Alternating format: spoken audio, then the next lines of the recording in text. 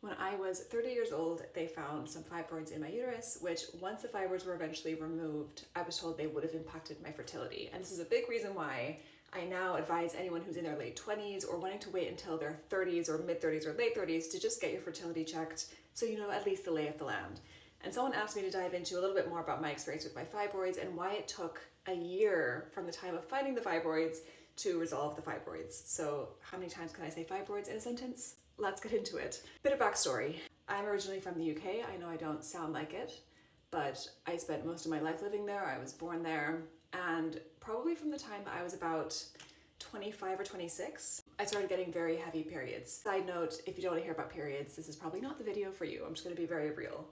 My period started getting much heavier as time was going by. I was having to put on like the heaviest tampon that I could and put on a heavy pad, and I was still bleeding through within like an hour, just to give you an idea of how much blood I was losing every month.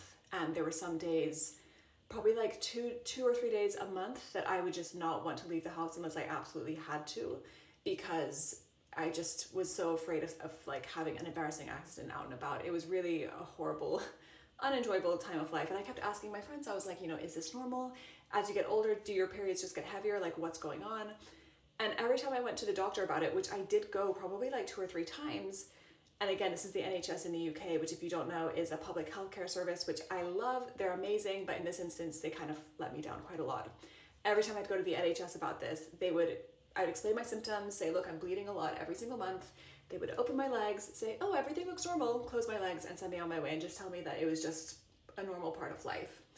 Fast forward to when I was 30 and I moved to the States, and again, I was meeting my doctor for the first time. I just moved here, and I mentioned to him, just so you know, I have very heavy periods. I don't know if that's of use to you as information about me, but just so you're aware.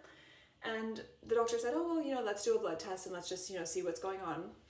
And within probably like the next day or 2 days later, my doctor called me and he sounded panicked. He was like, are you okay? Are you sitting down? You're bleeding. Is everything okay? And I was like, he said, are you bleeding? And I said, no, I'm not bleeding. I said, I'm fine. What's wrong? And he said, your blood tests came back and your hemoglobin is at a 6 and it should be at around a 12.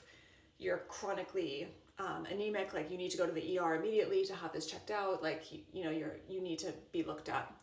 So I was kind of like laughing about this because I felt totally fine. I couldn't exercise, so every time I was doing weights, even weights, just like kind of doing normal weights, I would get very out of breath, I would get dizzy, and there was one instance that I thought, this can't be normal, the way that I'm feeling when I'm doing weights. Every time I would do any kind of cardio, I just stopped trying to run because I thought that I just had a low pain tolerance. Whenever I'd go running, my husband, again, with the best of intentions, this was not his fault, he would be like, come on, keep going. And I would feel like I was dying. And I was like, how do people run? Like, how are people doing this? And so it felt very satisfying to know that there was a reason behind all these symptoms that I'd been having. So I go to the ER, waltzed in, checked myself in, explained the situation and said, look, my doctor just called me and told me to come in. I feel okay, but my hemoglobin's meant to be a 6. And the kind of nurse or doctor or whoever was seeing me was like, well, sometimes they make mistakes with these readings. If you had a hemoglobin of 6, like you would be very different. You wouldn't be as you are now. So they probably just made a mistake with your tests, but we'll test your blood again.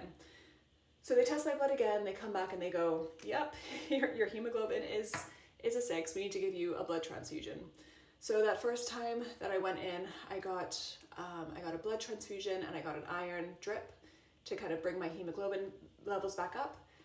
Just to take a step back in case you don't know what hemoglobin is, I'm not a medical professional, this is just my layman's description. It's the thing in your body that transports oxygen around. So if your hemoglobin is low, it means that oxygen's not moving around your body as well as it should be. I later found out that the levels that I had were quite dangerous and that I could have had like a heart attack. My heart could have not done what it needed to do, which at 30 years old is wild. Especially considering that I'd been to the doctor several times about this before. So once my hemoglobin levels were back up, I felt like a new woman, honestly. It was amazing to be able to do things and not feel out of breath. And I was kind of annoyed at myself that I had almost gaslit myself into thinking that I was just weak when actually there was a serious problem. So following that, I went to probably 2 or 3 different doctors about my uterus and just getting a scan and seeing what was up. They, of course, found fibroids. This was the first I'd heard of having fibroids. I had no idea that I had them. Again, when I was in England, they hadn't really checked anything. They had just looked at me and told me to go on my way. They didn't do a scan, they didn't do a blood test, which is why as well, if you find that you're having very heavy periods and you're worried that it's not normal, I highly recommend asking for a blood test if one hasn't been offered to you. I look back and I think, I feel so dumb that I didn't ask for that because it feels so obvious. But I digress. So the reason why it took a while to find a doctor who could operate on me was because normally if I'd already had kids, they would have just removed my uterus based on where the fibroids were. Again, this is kind of an unusual situation. I think fibroids are normally not that big of a problem. They're quite common, but it was just because mine were causing such a bad problem with my periods and with my blood loss. It was more urgent for them to be removed, and based on where they were and the size and the location, the advice for me would have been to just have my uterus removed. But because I wanted kids, they needed to find a way to preserve the uterus. So I needed to find someone who specialized in this kind of surgery.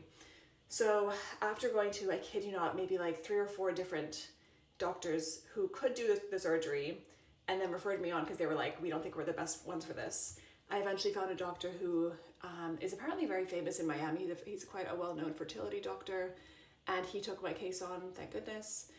So it took me a good while. So in March was when my fibroids were found, and my surgery ended up being in September. So that's like what? March, April, May, June, July, August, like 6 months, if my math is correct. I'm trying to talk while I'm doing this. But yeah, so around 6 months between finding the fibroids to just finding a doctor who could do the surgery and would do the surgery. And then following the surgery, everything went fine. I was put to sleep, and they basically cut me open, took my uterus out, and removed the fibroids.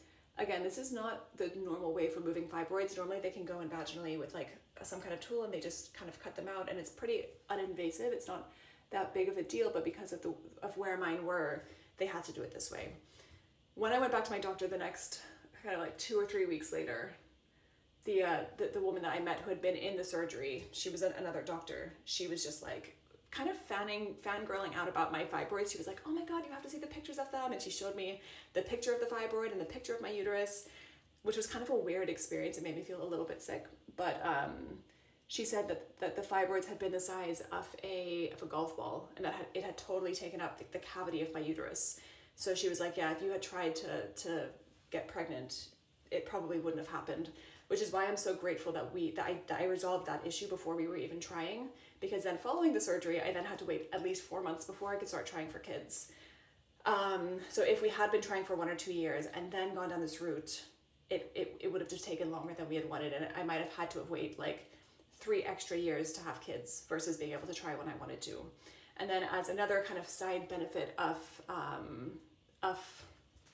doing this whole process, they were able to check my fertility, because again, I went to a fertility doctor for this surgery, so he checked my eggs, he checked, we did some DNA tests on myself and my husband, which was also for us like really helpful. I won't go into depth with it, but I think if you have anything that runs in your family on either side, definitely get that checked if that is something that you want to do. I know some people don't want to know, but in some instances, I think it's, information is better than no information.